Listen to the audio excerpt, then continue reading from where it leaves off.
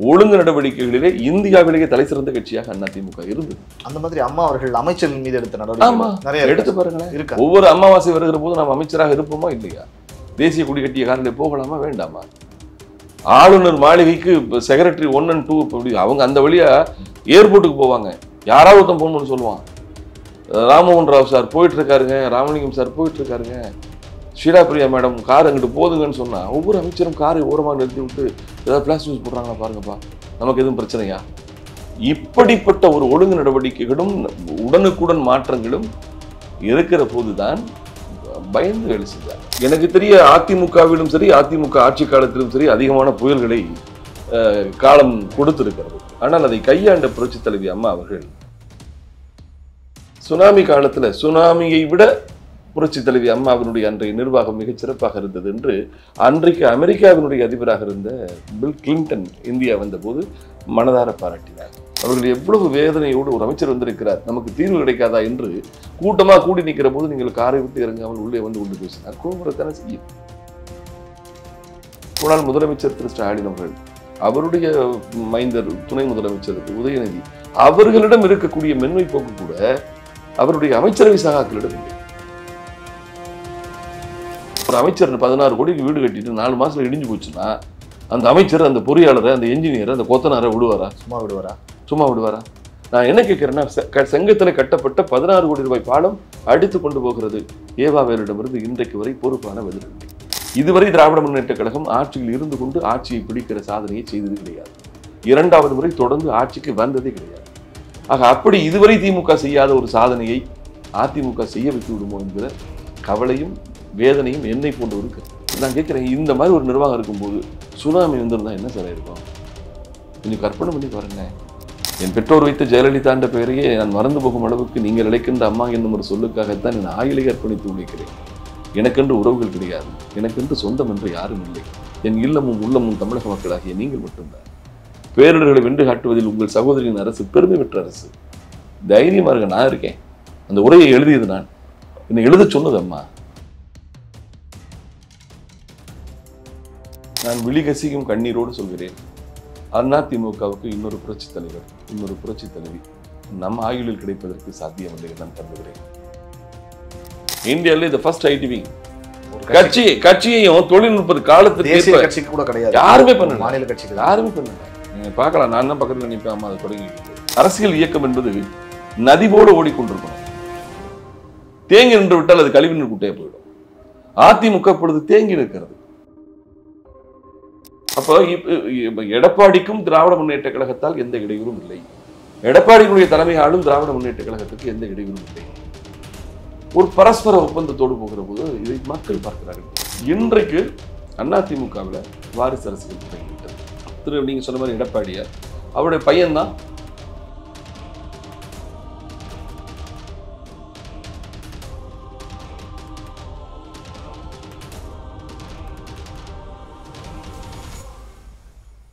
ஜாம்பவான் நேயர்களுக்கு பிரபாகரனின் அன்பு வணக்கம். இன்றைய அரசியல் அரங்கம் நிகழ்ச்சியில் நம்மோடு இணைந்திருக்கக்கூடிய சிறப்பு விருந்தினர் மருது அழகராஜர் அவர்கள். வணக்கம் சார். வணக்கம். எப்படி இருக்கீங்க சார்? நல்லா இருக்கு. எனக்கு ரொம்ப மகிழ்ச்சி சார். நிறைய நேர்காணல் பண்ணியிருக்கேன். ஒரு பத்திரிகை துறையில் ஒரு மூத்த பத்திரிகையாளராக இருந்து அரசியல்லையும் சாதிச்சு நிறைய விஷயங்களை நீங்கள் செஞ்சுருக்கீங்க. அந்த வகையில் உங்களை நேர்காணல் எடுக்கிறது அப்படிங்கிறது எனக்கு ரொம்ப மகிழ்ச்சி சார். மிக்க நன்றி. ஓகே, நம்ம நிகழ்ச்சிக்குள்ளே போகலான்னு நினைக்கிறேன்.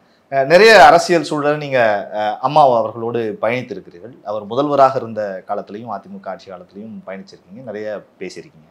பேரிடர்களில் இந்த மாதிரியான மழைக்காலங்களில் வெள்ள சமயங்கள்லாம் அவங்க எந்த மாதிரியான சூழல்களை எல்லாம் சந்திச்சிருக்காங்க, எப்படி அதை சமாளித்து வந்திருக்காங்க சார்? இந்த மாதிரி நடக்கிறாங்க. அரசியல் அதிகாரத்தை கையாள்வதிலும் சரி, அதிகாரிகளை கையாள்வதிலும் சரி, புரட்சி தலைவி அம்மா அவர்களுடைய அந்த கமாண்டிங் சொல்லக்கூடிய அந்த ஆளுமை அது அசாத்தியமானது. பேரிடர்களை முன்கூட்டி கணிக்கின்ற இன்றைய விஞ்ஞானம் அன்றைக்கு குறைவுதான். ஆனாலும் நமக்கு வடகிழக்கு பருவமழை, தென்மேற்கு பருவமழை, இந்த 2 பருவமழை காலங்களிலும் நீங்கள் அதிமுகவினுடைய ஆட்சி காலத்தில் தான் இயற்கை சீற்றங்கள் மிக அதிகமாக வந்தது. சுனாமி, பேரிடர் பெருமழை, வர்தா புயல், உக்கி புயல், கஜா புயல், எனக்கு தெரிய அதிமுகவிலும் சரி, அதிமுக ஆட்சி காலத்திலும் சரி அதிகமான புயல்களை காலம் கொடுத்திருக்கிறது. ஆனால் அதை கையாண்ட புரட்சி தலைவி அம்மா அவர்கள் வருமுன் தடுப்பதற்கான ஆயத்த பணிகளை செய்வதிலும் சரி, அதிகாரிகளுக்கு உத்தரவு போடுவது என்பதை விட அம்மாவிடமிருந்து உத்தரவு வந்தாலே அது நமக்கு பேர் ஆபத்தாக விளைந்து விடும் என்ற அடிப்படையில் அமைச்சர்களும் சரி, சட்டமன்ற உறுப்பினர்களும் சரி, அதிகாரிகளும் சரி மிக உன்னிப்பாக விழிப்பாக கவனத்தோடு செயலாற்றினார்கள். அதனால்தான் சுனாமி காலத்துல சுனாமியை விட புரட்சி தலைவி அம்மாவினுடைய அன்றைய நிர்வாகம் மிகச் சிறப்பாக இருந்தது என்று அன்றைக்கு அமெரிக்காவினுடைய அதிபராக இருந்த பில் கிளின்டன் இந்தியா வந்தபோது மனதார பாராட்டினார். நான் இதை சொல்வதற்கு காரணம், மீட்பு பணி அதிகாரிகளை முடுக்கி விடுவது, ஒரே நேரத்துல 40,000 மின் கம்பங்கள் எல்லாம் சாய்ந்தது ஒரு நேரத்துல, கண்ணிமைக்கும் நேரத்தில் அப்படி பார்த்தீங்கன்னா ஒரு 72 மணி நேரத்துல மொத்தத்தையும் மாற்றி டிரான்ஸ்ஃபார்மர்களை எரெக்ட் பண்ணி எல்லாத்தையும் செஞ்சு மின் இணைப்பை கொடுப்பது, அதுபோல உணவு பற்றாக்குறையோ அல்லது சாப்பாட்டுக்கு கஷ்டமோ மக்களுக்கு வந்துடாம பார்த்துக்கிறது, இதெல்லாம் அந்த முன்னெச்சரிக்கைகளும் சரி, வந்ததற்கு பிறகு எடுக்கக்கூடிய மீட்பு நடவடிக்கைகளும் சரி, புரட்சி தலைவர் அம்மாவுடைய நிர்வாகத்துக்கு நிகரான நிர்வாகத்தை நான் பார்த்ததில்லை. இன்றைக்கும் பொதுமக்கள் என்ன சொல்கிறார்கள் என்று சொன்னால், திராவிட முன்னேற்ற கழகம் அதிமுகவினுடைய ஆட்சியை போல பேரிடர்களை மீட்பதுவே திறமையாக இல்லை. தவறு இருக்கிறது. இன்னும் சொல்ல போனால் அவர்களிடம் இனபிலிட்டியான்னு எனக்கு தெரியல. அமைச்சர் பொன்முடி இருக்கார் பாருங்க. இன்னொன்று, போகிற இடத்தில் மக்களுக்கு ஆறுதல் சொல்வதை விட மக்களை ஆவேசப்படுத்துகிற காரியங்களை அவர்கள் செய்கிறார்கள். ஆறுதல் சொல்வ போன ஒரு அமைச்சர் காரிலேயே வந்து கொள்ளலாமா? அவர்கள் எவ்வளவு வேதனையோடு ஒரு அமைச்சர் வந்திருக்கிறார், நமக்கு தீர்வு கிடைக்காதா என்று கூட்டமாக கூடி நிற்கிற போது நீங்கள் காரை விட்டு இறங்காமல் உள்ளே வந்து கொண்டு பேசினார், கோபுரத்தானே செய்யும். அதுக்கு அவர்களுக்கு சொல்லக்கூடிய பதில்கள். நேற்று கூட தாமோன் பரசன் பேசுகிறார், இந்த குடிநீர், ஆமா, அது என்ன விவகாரம் என்று புரியவில்லை, ஏன் அந்த இறப்பு நடந்திருக்கிறது என்று தெரியவில்லை. அவர் அந்த இடத்துல கூட போய் தன்னை தற்காத்துக் கொள்வதற்கு அரசாங்கத்தையும் கட்சியினுடைய மீதான விமர்சனங்களையும் தற்காப்பதற்கு முயற்சிக்கிறாரே தவிர என்ன நடந்திருக்கிறது என்று மக்களுக்கு ஆறுதல் சொல்லி அதற்கான நடவடிக்கைகள் நாங்கள் எடுத்துக்கொண்டிருக்கிறோம், தைரியமா இருக்கின்ற என்னை பொறுத்தவரை ஒரு அப்பீலா, மக்களிடம் மென்மையான அணுகுமுறை என்பது இல்லாதது போல தெரிகிறது. இன்னும் சொல்ல போனால் முதலமைச்சர் திரு ஸ்டாலின் அவர்கள், அவருடைய மைந்தர் துணை முதலமைச்சர் உதயநிதி, அவர்களிடம் இருக்கக்கூடிய மென்மை போக்கு கூட அவருடைய அமைச்சரவை சகாக்களிடம் இல்லை, மூத்த அமைச்சர்களிடம் இல்லை. இப்ப KN நேரு பேசுறா, நீங்க பாத்துறீங்களா? நீங்க ஊடகங்களிடம் பேசுகிற போதே போயா வாயா பொன்முடி, துரைமுருகன் பாத்தீங்களா? நீங்க ஊடகங்களிடம் பேசுகிற போது நீ மக்களால் தேர்ந்தெடுக்கப்பட்டு மக்களுக்கு சேவை செய்வதற்காக பணிக்கப்பட்டிருக்கக்கூடிய நீ மக்கள் சேவகன், அவ்வளவுதான். உனக்கு ஒரு 5 வருஷம் சந்தர்ப்பத்தை கொடுத்து, என்னுடைய வரிப்பணத்தில் கார் கொடுத்து, உனக்கான வசதி வாய்ப்புகளை கொடுத்து, பங்களா கொடுத்து, பல கோடி ரூபாய் சம்பாதிப்பதற்கு சாத்தியங்கள் கொடுத்து, இன்னும் சொல்ல போனால் 5 ஆண்டு காலம் நீங்கள் அடித்து குவிப்பதற்கு மக்கள் கொடுக்கிற உரிமம் என்ற லைசன்ஸ் என்றே எடுத்துக் கொடுக்கிறார்கள். நான் என்ன கேட்கிறேன், நீங்க எவ்வளவு வேணா சம்பாதிக்கிறீங்க, சந்தோஷமா இருக்கீங்க, வளமான வாழ்க்கை, எல்லா விதமான மகிழ்ச்சியையும் கொடுத்திருக்கும் இந்த மக்களிடம் ஏன் நீங்கள் மென்மையாக அணுகக்கூடாது? இந்த மக்களிடம் ஏன் நீங்கள் உண்மையாக இருக்கக்கூடாது என்பதை பார்க்கிற போது அம்மாவின் ஆட்சியை இன்றைக்கு இருக்கக்கூடிய திராவிட முன்னேற்ற கழகத்தின் ஆட்சியோடு குறிப்பாக பேரிடர் காலத்தில் ஒப்பிடவே முடியாது. நீங்கள் சாதாரண பொதுஜனத்தில் போங்க, இல்லைங்க அதிமுக அவங்க நல்லா பண்ணுவாங்க அப்படித்தான் சொல்றான். எந்த ஆட்சியாக இருந்தாலும், நிச்சயமாக எடப்பாடியினுடைய ஆட்சியாக இருக்கட்டும், அண்ணன் OPS இருந்த போது கூட இந்த வரதாப்புகள் எல்லாம் அவர் வந்து வெட்டிய வேட்டியோடு பொது இடத்துல போய் வேட்டியை முடிச்சுக்கிட்டு கீழே மரத்தடியில் உட்காந்துக்கிட்டு அவங்க செய்த வேலைகள் எல்லாம், இந்த அர்ப்பணிப்பு என்பது அதிமுகவிடமே பிரதானமானது. திராவிட முன்னேற்ற கழகத்திடம் அது இல்லை என்பது உண்மை. எந்த சூழ்நிலையிலும் மக்களிடம் இலகுவாக அணுகுவதே கிடையாது. நீங்கள் எடுத்து பாருங்க, சட்டமன்ற உறுப்பினர்களிலிருந்து நாடாளுமன்ற உறுப்பினர்களிடமிருந்து ஒரு தடித்த வார்த்தைகள் பேசுவது, தலைவணங்காத தன்மை, மக்களை இழிவாக மலிவாக நினைப்பது, என்ன இவர்களுக்கு யார் நம்மை விட்டா இருக்கிறாங்க? இன்னொன்று, அனைத்து இந்திய அண்ணா திராவிட முன்னேற்ற கழகமான எதிர்கட்சி பிளவுற்று கிடக்கிற போது ஒரு ஆணவம் துணி, நம்மை விட்டல் அடுத்து வந்து விடலாம். ஒரு 35% வாக்குகளை பெற்றால் கூட 65% 5-4 பிரிவுகளாக பிரிக்கப் போகிறார்கள். நாம் ஆட்சியையும் ஒற்றுமையோடு கட்சியையும் ஒற்றுமையோடு வைத்திருக்கிறோம், கூட்டணியும் ஒன்றுபடுத்தி வைத்து விட்டால் போதும், நாம் 2ஆம் முறை ஆட்சிக்கு வந்து விடலாம் என்று திமுக நினைக்கிறது. ஆனால் அதனை முறியடிப்பதற்கு கூட்டணியும் இவர்கள் முயற்சிக்காமல் கூட்டணியும் உடைத்து போட்டுவிட்டு கட்சியையும் பிளந்து வைத்துக் கொண்டு நான் 10வது தோல்வி 16வது தோல்வி என்று தோல்விகளை எண்ணிக்கொண்டிருக்கிறார்கள். ஆக என்னை பொறுத்தவரை அவர்களுக்கு இப்படிப்பட்ட ஆணவமும் மக்களை மதிக்காத தன்மைக்கும் ஒரு வகையில் அதிமுக காரணமாக இருக்கு, முக்கிய காரணமாக. ஆமாங்க. எதிரி பலமானவனா இருந்தான்னா எவனுக்குமே பொறுப்புணர்ச்சி வந்துவிடும். என்னை நினைத்தால் தூக்கி போட்டு விட அளவுக்கு என் எதிரி பலமாக இருக்கிறார் என்கின்ற எண்ணம் இருந்தால் எந்த அதிகார பேர்வழிகளுக்கும் ஆணவம் வராது.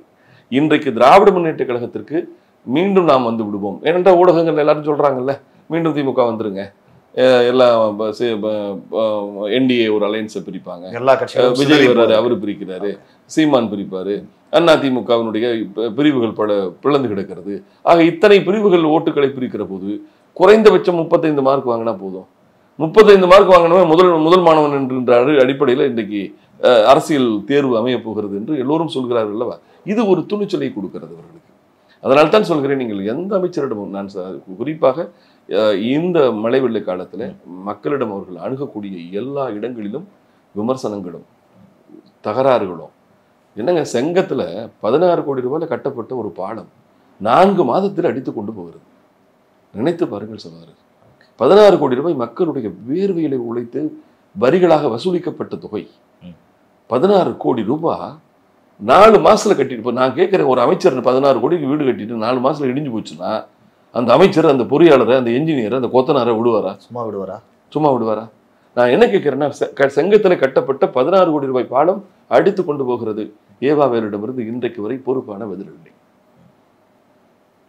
அப்புறம் எப்படி மத்திய அரசாங்கத்தில் என்ன தைரியம் நினைக்கிறீங்க சார்? இல்லைங்க, அதைத்தான் நான் சொன்னேன். காக்க தெரியாதவன் பொக்கிஷத்தை ஆக்க தெரிந்தவன் அள்ளி கொண்டு போவான் என்று சொல்வார்கள். அண்ணா திராவிட முன்னேற்ற கழகம் தன்னிடையில் தாழ்ந்திருக்கின்ற காரணம்தான் இப்படிப்பட்ட ஒரு திமிரெடுத்த போக்கு. ஊழல், லஞ்சம் அனைத்தும் தலைவிரித்தாடுகிறது. சட்டம் ஒழுங்கு சீர்கெட்டு கிடக்கிறது. பொறுப்பான பதில்கள் இல்லை.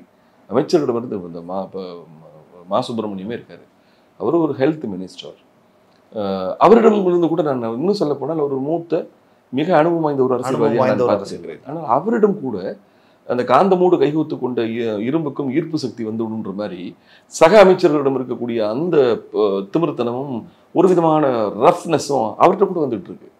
ஆக என்னை பொறுத்தவரை இவர் மக்களை மலிவாக நினைப்பதற்கு காரணம் சமகால அரசியல் தங்களுக்கு சாதகமாக இருக்கிறது, நம்மை யாரும் அசைக்க முடியாது என்கின்ற ஒரு திமிர்த்தனம் தான் இருக்கிறது. அதனை காலம் மாற்றும் என்று நான் நம்புகிறேன். இதனை உணர்ந்து கொண்டு அதிமுக தன்னை ஒற்றுமைப்படுத்தி கொண்டு சரியான அரசியல் கூட்டணிகளை அமைப்பதற்கான முஸ்தீபுகளை முன்னெடுத்தால் திராவிட முன்னேற்ற கழகத்திற்கு அப்பொழுதுதான் குப்பென்று வேர்க்க ஆரம்பிக்கும். ஆகா, நாம் நினைத்தது வேறு. இதுவரை திராவிட முன்னேற்ற கழகம் ஆட்சியில் இருந்து கொண்டு ஆட்சியை பிடிக்கிற சாதனையை செய்தது கிடையாது. 2வது முறை தொடர்ந்து ஆட்சிக்கு வந்ததே கிடையாது. ஆக அப்படி இதுவரை திமுக செய்யாத ஒரு சாதனையை அதிமுக செய்ய வைத்து விடுமோ என்கிற கவலையும் வேதனையும் என்னை போன்றவருக்கு இருக்கு. பல விஷயங்கள் நம்ம பேசிகிட்டு இருந்தோம். அந்த வகையில் அம்மா அவர்கள், நீங்கள் அமைச்சர்கள் குறித்து பேசுனீங்க. இப்போ திமுக அமைச்சர்கள்லாம் இந்த மாதிரிலாம் பேசுகிறாங்க அப்படின்னு பேசுனீங்க. அம்மா காலத்தில் ஆட்சியில் இருந்தப்ப இந்த மாதிரியான பேரிடர்களில் அமைச்சர்களில் எப்படி வேலை? நீங்கள் அத்தனை அமைச்சர்களும் வீட்டுக்கே போக மாட்டாங்க. நீங்கள் தங்கமணிய மின்துறை அமைச்சர், அவருடைய நிர்வாகத்தில் நீங்கள் பார்த்தீங்கன்னா அந்த மின் இணைப்புகளை மீட்டெடுப்பது, பெரிய பேரழிவை சந்தித்த காலத்தில் கூட அமைச்சர் அங்கே கிடப்பார். பார்த்தீங்கன்னா தொழிலாளர்களை ஊக்குவிப்பாங்க. எந்த பகுதியில் டிசாஸ்டர் அதீதமான தாக்குதல் நடக்கிறதோ அந்த தாக்குதல், அந்த பேரிடருடைய சீற்றம் அடித்து ஓய்வதற்குள்ளேயே பிற பகுதிகளில் இருந்து நகராட்சி, பேரூராட்சி, மாநகராட்சி தொழிலாளர்கள் எல்லாம் கொண்டு வந்து குவிக்கப்படுவார்கள். பிற பகுதியிலிருந்து இந்த டிரான்ஸ்ஃபார்ம் உடனடியாக அடுத்த மாநிலங்களிலிருந்து கூட அந்த போஸ்ட் மரங்கள்லாம் கொண்டு வரப்படும். அடுத்த வினாடியில் பார்த்தீங்கன்னா அமைச்சர் முன்னின்று பார்ப்பார், இந்த வேலையை ஊக்குவிப்பார்கள், தொழிலாளர்களை ஊக்குவிப்பார்கள். நீங்கள் பெருமழை சென்னையில் பெரிய வெள்ளம் வந்தது, நீங்கள் பாருங்க, நீங்கள் 48 மணி நேரம் தான் சகோதரர் சென்னை அப்படியே சுத்தமானது.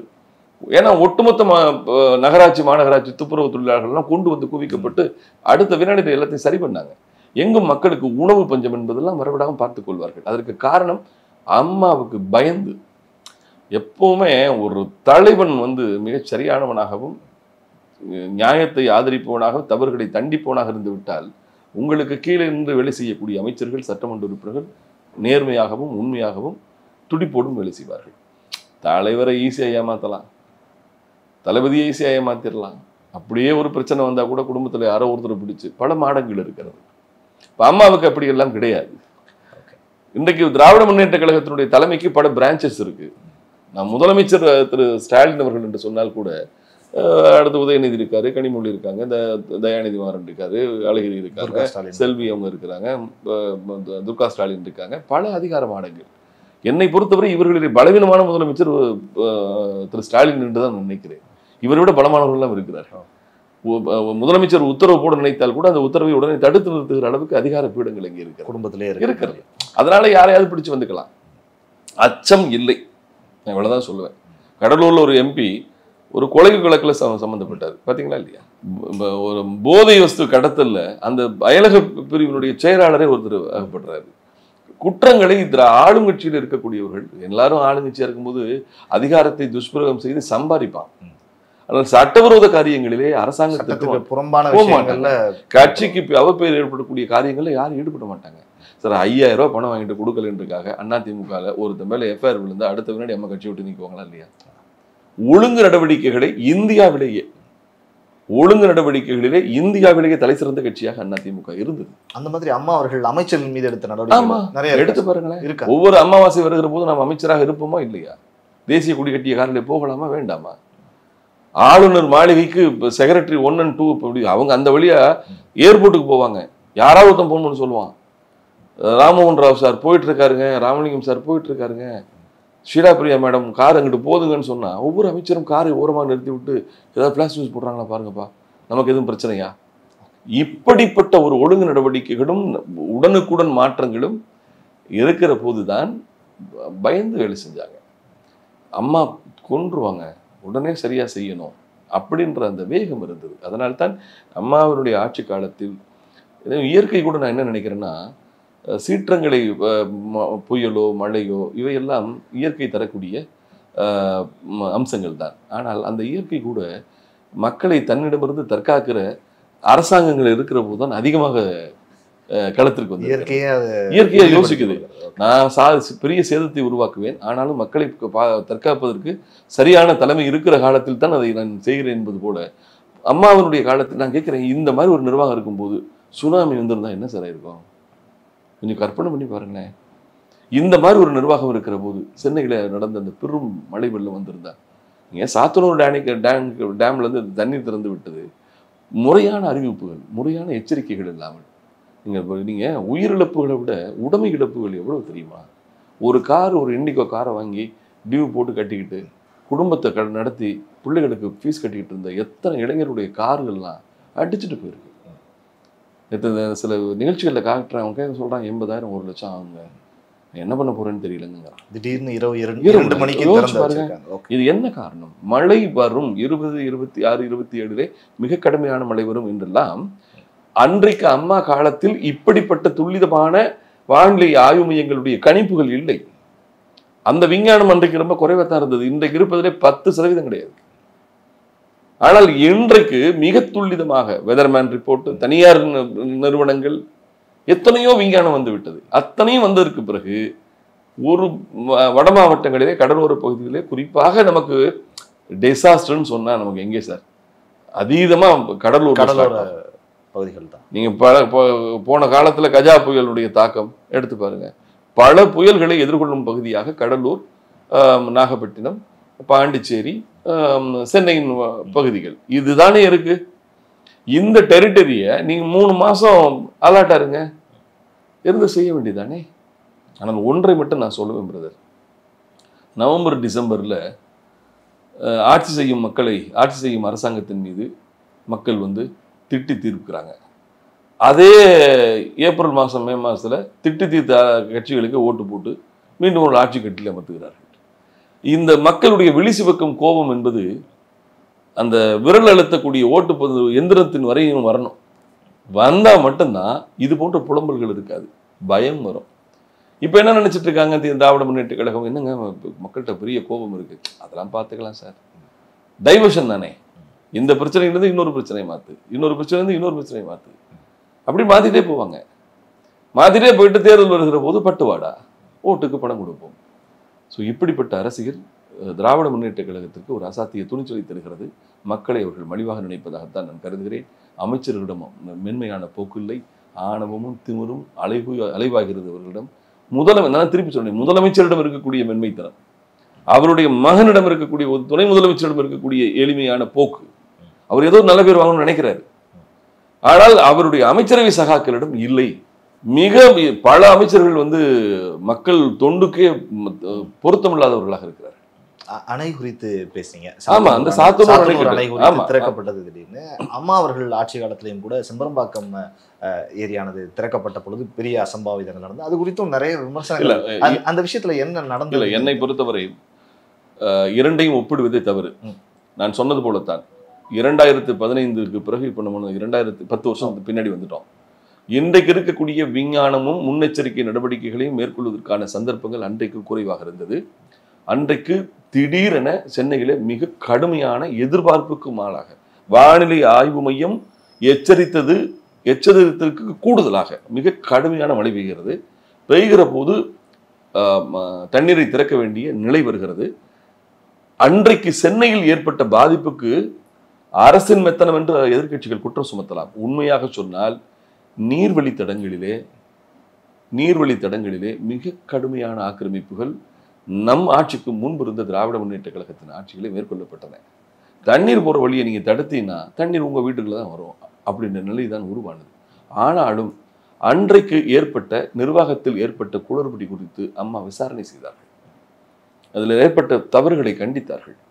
அதற்கு பிறகு இன்னொரு தவறு வரவிடாமல் பார்த்து கொண்டார்கள். இவர்களை பொறுத்தவரை சரிங்க, சாத்தனூர் விஷயத்துல நாம் அந்த தண்ணீர் திறந்து விட்டதுல நாங்கள் தவறு இழைத்து விட்டோம் அல்லது நிர்வாக தவறு நடந்து விட்டது, இன்னொரு பிழை இது போன்று நடக்காமல் இருப்பதற்கு நாங்கள் மக்களிடம் உத்தரவாதம் தருகிறோம் என்று சொல்லிவிட்டு போங்களே. பிழைகள் யாரிடம் இல்லை. நெல்லுக்கும் உமியுண்டு, நீருக்கும் நுரையுண்டு, புள்ளிதழ் பூவிடும் முள்ளுண்டு என்று சொல்வார்கள். என்ன சொல்றீங்க? பிழைகள் இருக்கலாம், அதனை ஏற்றுக்கொள்வதுன்றது ரொம்ப முக்கியமான விஷயம். புரட்சித் தலைவி அம்மா அவர்களை பொறுத்தவரை தவறுகள் ஏற்படுகிற போது அதனை துணிச்சலாக அந்த தவறு செய்தவர்கள் மீது நடவடிக்கை எடுப்பார்கள், மூடி மறைப்பதற்கு முயற்சிக்க மாட்டார்கள். என்னை பொறுத்தவரை 2015 பெருவெள்ள காலத்தில் ஒரே இரவுக்குள் கொட்டிய பெரும் மழை, அதனை முன்கூட்டி மிக துல்லிதமாக சொல்ல தவறிய வானிலை ஆய்வு மையம், இவை கூடுதல் காரணம். அதை கடந்து அரசு அதிகாரிகள் தவறிழைத்தார்கள் என்கின்ற குற்றச்சாட்டு எழுந்தபோது அது குறித்து அம்மா விசாரித்தார்கள். அது உண்மை அல்ல, அளவோடு தான் தண்ணீர் திறந்தார்கள். ஆனாலும் நீர்வழி பாதைகள் மிக கடுமையாக ஆக்கிரமிக்கப்பட்டிருந்த காரணத்தால் தான் தண்ணீர் வந்து உள்ள போக வேண்டியதும் வடிவில் காலதாமதம். சம்பவத்துக்கு பின்னாடியும் விசாரணை நடந்தது. அதற்கு பிறகு அந்த அது போன்ற நிகழ்வு வரக்கூடாது என்பதற்கான முன்னெச்சரிக்கை நடவடிக்கைகளும் மேற்கொண்டார்கள். அம்மாவை பொறுத்தவரை நீங்க அதே மாதிரி பாருங்க, 48 மணி நேரத்துல ரெஸ்கியூ ஆபரேஷன் எல்லாம் பார்த்துருக்கோம். நீங்க சென்னையில சிட்டா பறந்தாங்களே, லாரியா வந்து துப்புரவு தொழிலாளர்கள், நகராட்சி தொழிலாளர்கள், பொறியாளர்கள், அத்தனை தமிழகத்தினுடைய பிற பகுதியில் இருக்கக்கூடிய அத்தனை ஊழியர்களும் சென்னையில் குவிக்கப்பட்டார்கள். மீட்பு பணிகள் துரிதமாக நடத்தப்பட்டன. வீடுக்கு 5000 4000 பணம் கொடுத்தாங்க, அதே காசு கொடுத்தாங்க. அது மட்டும் இல்லாமல் மக்களுக்கு தைரியமா இருங்க, நான் இருக்கேன், என் பெற்றோர் வைத்த ஜெயலலிதா என்ற பெயரையே நான் மறந்து போகும் அளவுக்கு நீங்கள் அழைக்கின்ற அம்மா என்னும் ஒரு சொல்லுக்காகத்தான் என் ஆயுளை அர்ப்பணித்து உழைக்கிறேன். எனக்கென்று உறவுகள் கிடையாது, எனக்கென்று சொந்தம் என்று யாரும் இல்லை. என் இல்லமும் உள்ளமும் தமிழக மக்களாகிய நீங்கள் மட்டும்தான். பேரிடர்களை வென்று காட்டுவதில் உங்கள் சகோதரியின் அரசு பெருமை பெற்ற அரசு. தைரியமா இருக்க, நான் இருக்கேன். அந்த உரையை எழுதியது நான், என்னை எழுத சொன்னது அம்மா. ஒரு நிமிடம் 58 செகண்ட் வாட்ஸ்அப்ல போட்டாங்க பாருங்க. ஆறுதல் ஒவ்வொருவராக போய் செல்ல முடியாது, ஆனால் ஒவ்வொரு வீட்லையும் ஒவ்வொரு பிள்ளைகிட்டையும் ஒரு ஸ்மார்ட் போன் இருக்கு. நான் சொல்றது 10 வருஷம் முன்னாடி சொல்றேன். அப்பொழுது ஆமா, உளவியல் ரீதியாக மக்களை தைரியப்படுத்தினாங்களா? அந்த நேரத்துல நீங்க எல்லாத்தையும் ஆக்கிரமிச்சு வச்சுக்கிட்டீங்கன்னா, தண்ணி வர்ற வழியில பூரா வீடு கட்டி வச்சுக்கிட்டீங்கன்னா தண்ணி எங்கே போகும்? இப்படியா பேசுனாங்கம்மா? சொல்லுங்க, நான் இருக்கேன், கவலைப்படாதீங்க, உங்கள் சகோதரி இருக்கேன், எனக்கு உங்களை விட்ட யாரும் இல்லை, எனக்குன்னு சொந்தம் இல்லை. இந்த உரையை எழுத சொன்னதம்மா நான் தான் எழுதினது. 1 நிமிடம் 58 செகண்ட். இப்படிப்பட்ட ஒரு தலைவி சார், ஆறுதலும் சொல்வார், ஆளுமையோடு நடவடிக்கைகளும் எடுப்பார். ஒரு முறை ஏற்பட்ட பிழையை இன்னொரு முறை ஏற்படாத வண்ணம் தடுப்பார். மக்களை கண்கொண்டு கவனத்தோடு காத்தார். மாநிலம் காவலன் என்பான் மண் உயிர்க்குங்கால், தன்னால் தன் பரிசனத்தால் ஊனமுகு பகை திறத்தால் உயிர் தம்மால் கல்வரால் ஆணபயம் ஐந்தும் தீர்ப்பான் அவனொன்னோ மன்னன்வான். இந்த உலகத்தில் சிறந்த மாநிலம் காவலன் யாரு, அரசன் யாருன்னு கேட்டா, இந்த மாநிலம்னா மாநிலம் பெரிய இந்த பூமியை காப்பவன். முதல்ல தன்னால மக்களுக்கு தொந்தரவு இருக்கக்கூடாது, அவன் நல்லவனா இருக்கணும். தன் பரிசனத்தால், தன் சொந்த பந்தங்களால, மாமன் மச்சான் அண்ணன் தம்பின்னு இருந்து ஊரை லூடி பண்ணக்கூடாது. தன்னால் தன் பரிசனத்தால் ஊனமுக்கு பகை திறத்தால், எதிரிகளால், கல்வரால், திருடர்களால், உயிர்தம்மால், விலங்குகளால், ஆணவயம் ஐந்தும் திற்பான் அவனொன்னும் மன்னன். பொருத்தி பாருங்கள், புரட்சி தலைவியை விட ஒரு பொருத்தமான ஒரு தலைவர், ஒரு மாநில காவலர் தான் இருக்காங்களா? சொல்லுங்க பார்க்கலாம். விமர்சனங்கள் 1000 இருக்கலாம் சார். அவர்களை பொறுத்தவரை மக்களை தெய்வமாக நினைத்தார்கள், மக்களை வணங்கினார்கள். மக்களால் நான், மக்களுக்காக நான் என்று, உங்களால் தான் நான் என்று வெளிப்படையாக ஒத்துக்கிட்டாங்க. அந்த டெடிகேஷன் இப்போ இல்லை சார். வெளிப்படையாகவே கேட்குறேன் சார். அம்மா அவர்கள் குறித்து நிறைய விஷயங்கள் நீங்கள் சொல்கிறீங்க. அவருடைய தகுதி, அவருடைய நடவடிக்கைகள், எந்த மாதிரியான மனம் கொண்டவர் அப்படின்னு. அந்த மாதிரியான ஒரு தலைவர் மீண்டும் அதிமுகவுக்கு கிடைச்சாதான் அதிமுக மீண்டெழுங்கிற சூழல் தானே இருக்குது. அப்படி ஒரு தலைவராக நீங்கள் யாரை பார்க்குறீங்க அதிமுக? நான் விழிகசிக்கும் கண்ணீரோடு சொல்கிறேன், அதிமுகவுக்கு இன்னொரு புரட்சி தலைவர், இன்னொரு புரட்சி தலைவி நம் ஆயுளில் கிடைப்பதற்கு சாத்தியமில்லை என்று நான் கருதுகிறேன். இப்பொழுது நாங்கள் நினைப்பதெல்லாம் அப்படிப்பட்ட தலைவர்கள் கிடைக்காது போனாலும், அம்மா அப்பா இல்லாத காலத்தில் அண்ணன் தம்பிலாம் சேர்ந்து ஒற்றுமையாக குடும்பத்தை நடத்துவாங்க. அதுபோல ஒற்றுமை என்பதை கரிஷ்மேட்டிக்காக மாற்றி, நட்சத்திர அந்தஸ்தாக மாற்றி, இந்த இயக்கத்தை பத்திரப்படுத்தி, எவ்வளவு நம்பிக்கை இருந்தால் எனக்கு பின்னாடி 100 வருஷமானாலும் அதிமுக தமிழ்நாட்டை ஆட்சி செய்யும் என்பது அது வசனம் அல்ல, அது வார்த்தைகள் இல்லை. புனித ஜார்ஜ் கோட்டையிலே சட்டப்பேரவையிலே அம்மா வைத்த நம்பிக்கை. நான் கேட்குறேன், உங்களுக்கு பச்சை மயில கையெழுத்திடும் பாக்கியத்தை 1,00,000 பேருக்கு கொடுத்தாங்க. எல்லோருக்கும் உச்சங்களை தொட வச்சாங்க.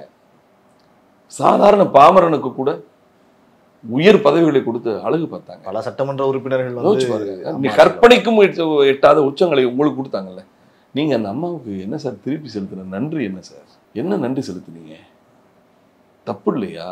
ஒன்னே ஒண்ணு, நீங்க கேட்குற மாதிரி அம்மா வரக்கு வாய்ப்பே இல்லை. இன்னொரு தலைமை இவர்களைப் போல கிடைப்பது அரிது, கிடைப்பது வழி இல்லை. ஆனால் நான் சொன்னது மாதிரி தான், அது மாதிரி நட்சத்திர அந்தஸ்து கிடைக்காட்டினாலும் நம்மெல்லாம் அம்மாட்ட பெற்ற பாடத்தை வைத்துக்கொண்டு, அம்மா உயிரோடு இருப்பதாக நினைத்துக் கொள்ளுங்களேன். வங்கத்து கடலோரம் அந்த வழித்துணை தெய்வம் உறங்கி கொண்டிருக்கிறார், நாம் என்ன செய்துவோம் என்பதை கவனித்துக் கொண்டிருக்கிறார் என்று நினைத்துக் கொள்ளுங்கள். நான் கேட்கிறேன், அம்மா மட்டும் அங்கே உயிரோடு படுத்திருக்காங்கன்னு நினைச்சா எடப்பாடியோ அவர் சார்ந்தவர்களோ அல்லது ஓபிஎஸ்ஓ அல்லது எல்லோருக்கும் ஒரு பக்குவம் வந்துருமா இல்லையா? பிரிந்து கிடக்கிற எல்லோருமே சேரணும் அப்படிங்கிற ஒரு எண்ணம் வரும்ல. மரணித்தவர் வரமாட்டார். அம்மா அவன் சகாப்தம் முடிந்தது, நாம் அடக்கத்தோடு இருந்த காலமெல்லாம் முடிந்தது. இப்பொழுது நம்ம அதாவது கட்டுப்பாடற்ற மைதானத்தில் கட்டவிழ்த்து விடப்பட்ட காளைகள் போல் துள்ளி திரிகிறார்கள். பயம் போச்சு. 20 வருஷமா 33 வருஷம் அம்மா பொதுச் செயலாளர். எனக்கு தெரிய 33 வருடங்களில் ஒற்றை பெண்மணியாக இருந்து இத்தனை லட்சம் ஆண்களையும் ஆண் இனத்தையும் கட்டி, அது அச்சுறுத்தினாங்கன்னு சொல்ல மாட்டேன், ஒழுக்கத்தோடு ஒரு கட்சியை நடத்தினார். அப்படிப்பட்ட ஒரு தலைவியை நான் பார்த்தது கிடையாது. இந்திய தேசத்திலேயே தரைதளத்து அரசியல் வலைதளத்து அரசியலாக மாறுகிற போது முதல் ஐடி விங் தொடங்கினது அம்மா தான். பார்த்துருக்கீங்களா நீங்க? இந்தியாவிலே இந்த ஃபர்ஸ்ட் ஐடி விங். ஒரு கட்சியையும் தொழில்நுட்ப காலத்துக்கு கட்சிக்கு கூட கிடையாது, யாருமே பண்ணல, மாநில கட்சிக்கு யாருமே பண்ணல. நீங்க பார்க்கலாம், நான் தான் பக்கத்தில் நினைப்பேன். அம்மா அதை தொடங்கி வைக்கும் போது அம்மாவோட வீட்டில் தான் முதல்ல தொடங்கி வச்சாங்க. ஃபர்ஸ்ட் ஐடி விங் செக்ரட்டரி வந்து மிஸ்டர் எஸ்பைர் சாமிநாதன். நான் ஏன் இதை சொல்ல வர்றேன்னா, காலத்துக்கு ஏற்ப கட்சியை புதுமைப்படுத்துவார். இளைஞர்கள் நம்மளுடைய ஆதிக்கம் தான் அரசியலில் எதிர்காலத்தை வழிநடத்த போகிறது என்று தெரிந்த உடனேயே மாணவரணி இளைஞரணி எல்லாம் பின்தங்கிட்டு இளைஞர் இளம்பெண் பாசறை என்று ஒன்றை கொண்டு வந்தாங்க. கட்சியில கொண்டாந்து கூமிச்சாங்க பிள்ளைங்களை. நிறைய இளைஞர்களுக்கு வாய்ப்பு கொடுத்தார்கள். அதுக்கு பிறகு பார்த்தீங்கன்னா முதல் ஐடி விங் அவங்க தான் கொண்டு வந்தாங்க. இந்தியாவிலேயே ஒழுங்கு நடவடிக்கைகளை பார்த்தீங்கன்னா, நான் நமது எம்ஜிஆர் ஆசிரியர், ஒரு பக்கம் பொறுப்புகள் அறிவிக்கப்படுகிற அதே நேரத்தில் ஒழுங்கு நடவடிக்கைகள் பார்த்தீங்கன்னா நீக்கம் சேர்ப்பு வந்துகிட்டே இருக்கும். கட்சியை வந்து சார் என்னன்னா, எப்படி சொல்றது, என்ன ஒரு அரசியல் இயக்கம் என்பது நதி போல ஓடிக்கொண்டிருக்கணும். தேங்கி நின்று விட்டால் அது கழிவு நீர் குட்டையா போயிடும். அதிமுக இப்பொழுது தேங்கி இருக்கிறது. இத்தனை தோல்விக்கு பிறகு ஒத்தை மாவட்ட செயலர் மாத்திருக்காங்களா? ஒரு ஒன்றிய செயலர் மாத்திருக்காங்களா? மாற்றமே செய்யப்படாமல் அதிமுக முதுமை போட்டு போய்விட்டது. எல்லா அரசியல் இயக்கத்திலும் அடுத்த தலைமுறை அரசியல் தொடங்கி இருக்கிறது. திராவிட முன்னேற்ற கழகம் காலத்தை உதயநிதியை கொண்டு வந்து களத்தில் நிறுத்துகிறது. அடுத்து அந்த உதயநிதியை எதிர்கொள்வதற்கு நான் வர்றேன்னு சொல்லிட்டு இன்னைக்கு தளபதி விஜய் வர்றாரு, வெற்றி கழகம் என்று பெயரிட. இன்னொரு பக்கம் பார்த்தா துரை வைகோ வந்துட்டாரு. இன்னொரு பக்கம் பார்த்தா 39 வயதான ஒரு ஐபிஎஸ் அதிகாரி, இபிஎஸ் ஓபிஎஸ் பிராக்ஷன்ல நான் ஐபிஎஸ் உள்ள வந்துருண்டான்னு வர்றாரு. அண்ணாமலை வருகிறாரு. அத்தனை கட்சிகளும் புதுமைப்படுத்தப்பட்டு இளைய தலைமுறை களத்தில் நிறுத்தப்படுகிற போது அனைத்து இந்திய அண்ணா திராவிட முன்னேற்ற கழகம் மட்டும்தான் இன்னைக்கும் பார்த்தா திண்டுக்கல் சீனிவாசன் ஒரு என்ன பேசுகிறேன் தெரியவில்லை. கூட்டணிக்கிடையே போட்டியிடக்கூடிய கட்சியின் சின்னம் மாம்பழம் என்று சொன்னால் அவர் ஆப்பிளுக்கு ஓட்டு கேட்டுக்கிறார். முதலமைச்சர் ஸ்டாலினை மீண்டும் ஆட்சியில் அமர்த்துவோம் என்று சொல்கிறார். இந்த நாட்டின் பிரதமர் மன்மோகன் சிங் என்று சொல்கிறார். அவருடைய நினைவுகள் எல்லாம் பின்னோக்கி போய் கொண்டிருக்கு. இதெல்லாம் அம்மா இருந்தா பேசியிருக்க முடியுமா? இன்னும் சொல்ல போனா இவர் கையில் தான் சார் கட்சியின் பொருளாளர் பதவி இருக்கு. நினைவு தப்பி போகிற ஒருவனிடம் யாராவது கஜானாவை சாவியை கொடுப்பாங்களா? அவர் தான் கட்சியினுடைய பொருளாளர். அதுபோல திரு கே பி முனுசாமி, நீங்கள் எடுத்து பாருங்கள். திரு செல்லூர் ராஜு, கட்சியை ஒரு ஹீரோ தொடங்கி ஒரு ஹீரோயின் வழி நடத்தின கட்சி ஒரு கோமாளிகளின் கூடாரம் போல காட்சியளிக்கிறது. புதுமைப்படுத்த வேண்டாமா? அடுத்த தலைமுறை ஆட்களை கொண்டு வர வேண்டாமா? சொல்லுங்க பார்க்கலாம். இந்த வைகை செல்வன் இருக்காரு, இந்த விபி பரமசிவம் சொல்லிட்டு ஒரு டாக்டர் வேடசந்தூர்ல இருக்காரு, நிறைய இளைஞர்கள் இருக்கிறாங்களே. பேர் என்ன, விந்தியா, நல்ல ஸ்காலர் அவங்கெல்லாம். இது போல ஆட்களை எல்லாம் நீங்கள் களத்தில் இறக்கலாமே. அதிமுக ஒன்றும் இளைஞர்கள் இல்லாத கட்சி அல்ல. நிறைய இளைஞர்களை நீங்கள் புறந்தள்ளுறீங்க. நீங்கள் புறந்தள்ளி கொண்டே இருந்தால் வாய்ப்பு என்ன செய்வாங்க அவங்க? சரி, இங்கே வேலை இல்லை அப்படின்னு சொல்லிட்டு வாய்ப்புகள் வேற எங்கும் கிடைப்பா என்று நகர்ந்து தான் போவார். ஒரு காலகட்டத்தில் நீங்கள் சொல்கிற இந்த விஷயங்கள்லாம் வச்சு பார்க்குறப்ப 2026 தேர்தலுக்கு பிறகு ஒரு திராவிட கட்சி அடியும் அப்படின்னு பேசப்பட்டது. இல்லை, நிச்சயம். அப்போ அந்த கட்சி அதிமுக தான் அப்படிங்கிற எண்ணம் உங்களுக்கு தோணுதா? பொதுவெளியில பேசப்படுது. நிச்சயமாக அனைத்து இந்திய அண்ணா திராவிட முன்னேற்ற கழகத்திற்கு ஒரு பேர் அபாயம் காத்திருக்கிறது. திராவிட முன்னேற்ற கழகம் ஆட்சியை கையில் வைத்திருக்கிறது, கட்சியை கட்டுக்கோப்போடு வைத்திருக்கிறது, கூட்டணியை பத்திரப்படுத்துகிறது. ஒரு அரசியல் இயக்கம் தொடர் வெற்றி பெறுவதற்கு எவையெல்லாம் தேவை? அதிகாரத்தை தக்க வைக்க வேண்டும், வைத்திருக்கிறது. கட்சியை பத்திரப்படுத்தி வைக்க வேண்டும், வைத்திருக்கிறது.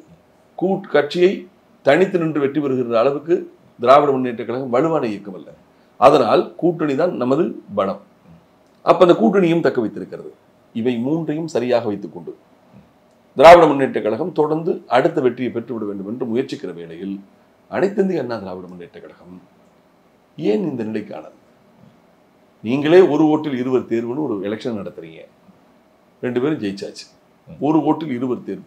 உலகத்தில் நான் ராமகாதையில ராமன் லட்சுமண்ட கூட இப்படி ஒரு ஒற்றுமை இல்லைன்னு நான் எழுதினேன். நதி காக்கும் 2 கரைகள், விழி காக்கும் 2 இமைகள், நடை கூட்டும் 2 கால்கள். இப்படி ஒரு ஒற்றுமையா அப்படின்னு சொல்லி நான் பாராட்டினேன். மருதுருவர் போல இருக்கிறார்களே, ராமலட்சுமணன் போல இருக்கிறார்களே என்றெல்லாம் பாராட்டினோம்.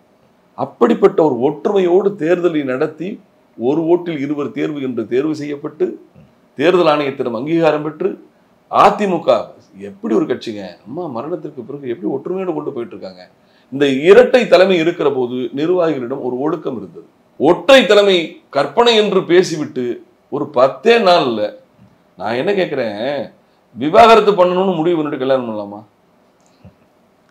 நீ அபாலிஷ் பண்ணி ஒற்றை தலைமை இரட்டை தலைமை வேண்டாம்னு முடிவு பண்ணி மனசுக்குள்ள வச்சுக்கிட்டு தொண்டர்களையும் மக்களையும் ஏமாற்றுவது போல ஒரு தேர்தலை நடத்துவது, தேர்தல் ஆணையத்திடம் கொண்டு போய் சமர்ப்பித்து இன்னும் இப்போ வரையும் 2026 வரையும் ஓபிஎஸ் ஒருங்கிணைப்பாளராக இருக்க. ஓகே, நான் என்ன கேட்கிறேன், நீங்க தொண்டர்களையும் ஏமாத்திட்டீங்க, பொதுமக்களிடம் உங்கள் அபிப்பிராயம் போச்சு, கட்சியை உடைச்சிட்டீங்க, பொதுக்குழுவை போய் ஒரு கலவரமா நடத்துனீங்க. பொதுக்குழுவில் அன்றைக்கு தொடங்கிய கலவரம் இன்றைக்கு போகும் இடமெல்லாம் கலவரமாக இருக்கிறது. நீங்க கள ஆய்வுன்னு நீங்க சொல்றீங்க, அது கலவர ஆய்வாக இருக்கிறது. ஒற்றுமை வேண்டும் என்கின்ற கருத்து கீழே எடப்பாடியிடம் அண்ணன் நீங்க சொல்றதானே சரின்னு சொல்லிட்டு வெளியே வந்ததுக்கு பிறகு கட்சி ஒன்றுபட்டாதாங்க எதிர்காலம் இருந்தால் விடமாட்டார் போலங்க. இப்படியாக முன்னும் பின்னும் முரண்பாடான கருத்துக்கள், முணுமுணுப்புகள், வருத்தங்கள் இருக்கிறது. பேசுறாங்க, எல்லாரும் பேசுறாங்க சார், யாரும் பேச மாட்டாங்க. நான் ஒண்ணு கேட்கிறேன், இப்ப கட்சியை ஒன்றுபடுத்தி ஆட்சியை தக்க வைத்துக் கொண்டு 2வது முறை வெற்றி பெற்று விட வேண்டும் என்று ஸ்டாலின் உழைக்கிறார். கட்சியை ஒன்றுபட விடாமல், ஒற்றுமை கூட்டணியும் உருவாக விடாமல் 11வது தோல்விக்கு எடப்பாடி உழைக்கிறார். அவர் 2ஆம் முறை ஆட்சிக்கு உழைக்கிறார், இவர் 11வது தோல்விக்கு உழைக்கிறார்.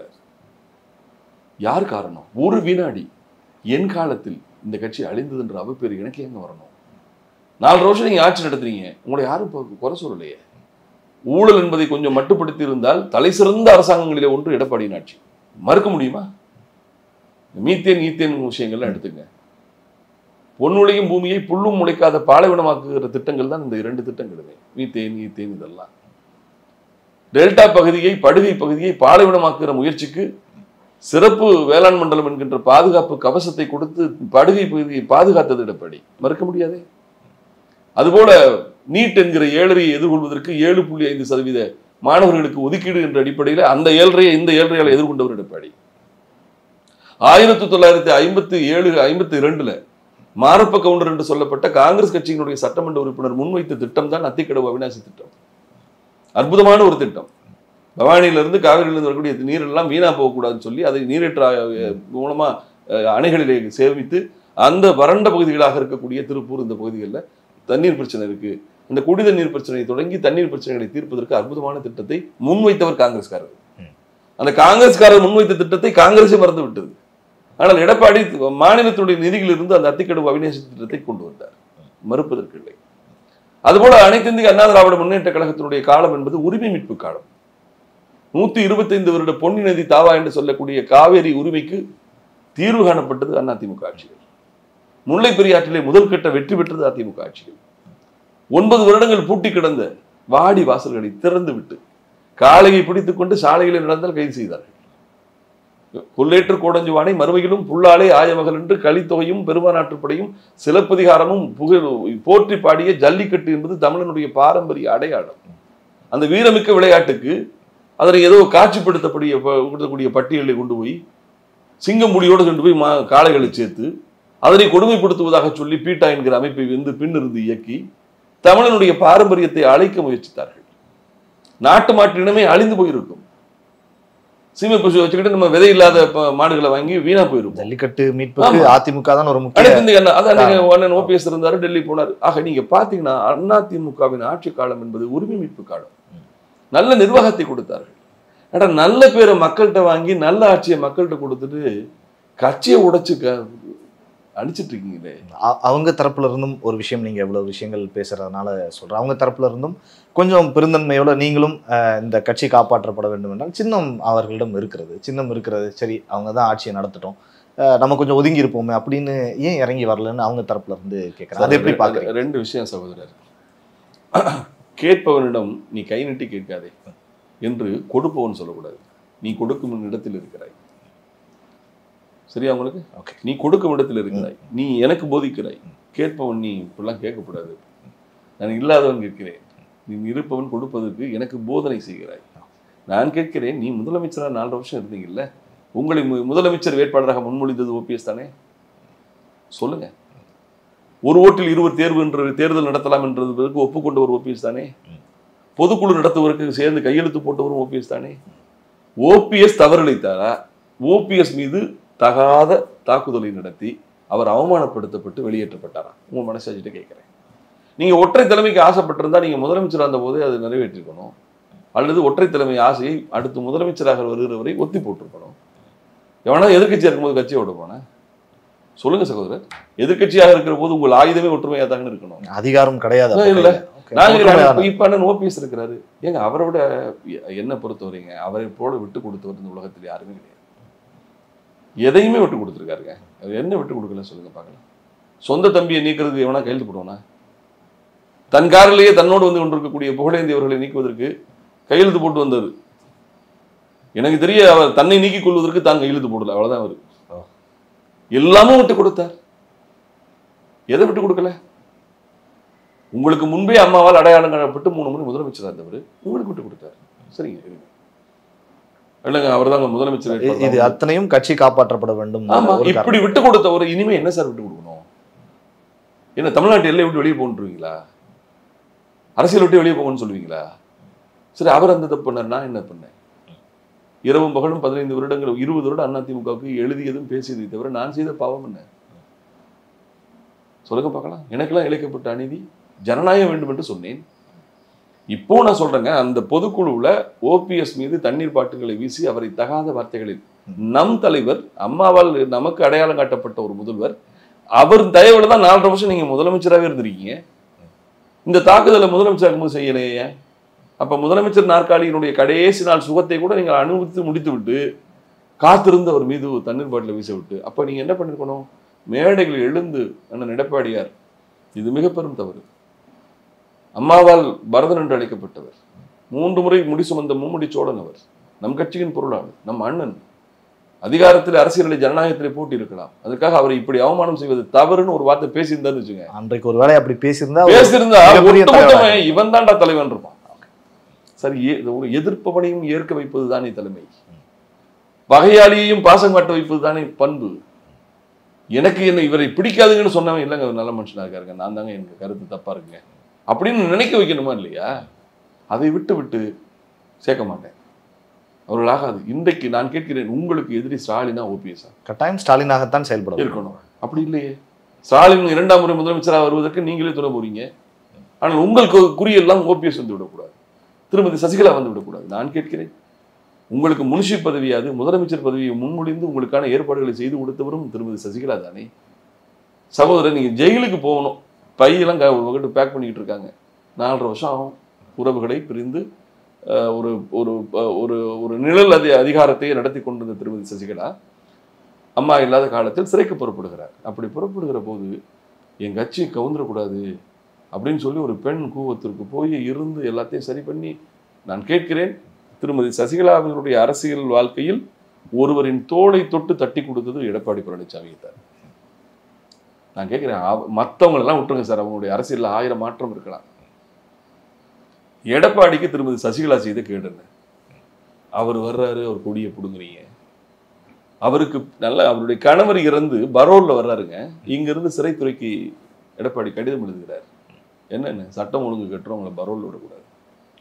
பாவக்காரியம் இல்லையா? பாவக்காரியம்ங்கிறதாண்டி நம்பிக்கை துரோகம் அப்படின்னு சொல்றேன். சரி, அடுத்து இந்த கொடநாடு புரட்சி தலைவர் அம்மா வாசம் செய்த தலம் இல்லவா? அம்மா உயிரோடு இருந்தால் அந்த சுவரை எவனால் தொட முடியுமா? நான் கேட்கிறேன், திராவிட முன்னேற்ற கழக ஆட்சியிலே கொடநாட்டிலே கொள்ளையடிக்கப்பட்டது. நீங்கள் பிப்ரவரி மாதம் 24ஆம் தேதி முதலமைச்சராகிறீங்க. ஏப்ரல் 14ஆம் தேதி அங்கே லூட்டிங் நடக்குது. 2 மாசத்துல கொள்ளை நடக்குது.